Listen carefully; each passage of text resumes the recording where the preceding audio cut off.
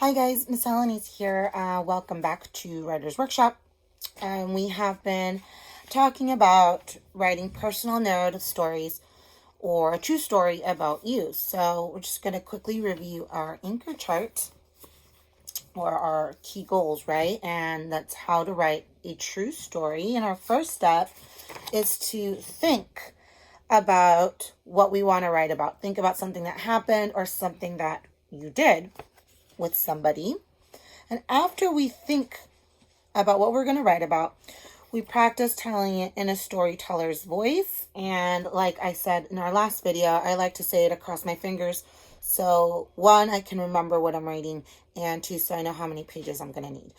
After you think about it and you say it in a storyteller's voice, you're going to write it in pictures and words. You're going to tell it in pictures and words, and you're going to tell who was there, where you were, and what you were doing. So that's the next part. And then after you're done writing down your story and adding the words and adding the pictures, sometimes you can add some speech bubbles to give it some more life and make it more interactive for your readers. So that's the parts of how to write a true story or a personal narrative story. Remember, it has to be something that you did. And today we're going to talk about going back and revising our work. And when we revise our work, that means just to go back and make it better. So we're going to get started today.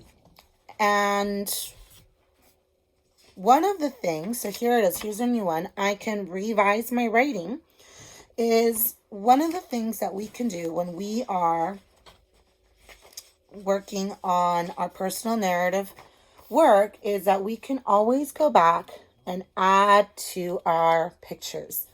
So that's what we're going to work on today. And my last story was about me going to the beach. So I got most of it done, and I'm going to go back and see if there's anything I can add to my pictures. All right, guys, so here's my story about when I went to the beach. And I'll start with the first part of the story, if I can find it. So here's page 2. I added numbers to mine. So here's the part where we found a nice spot on the beach. And there's me, there's my sister, Andrew, Ezekiel, and Jacob. And we're all at the beach. So something I can add is I can add to my pictures. So I can add some color to my pictures. Make the water blue so that my readers know that this is the part of the ocean. So I can definitely add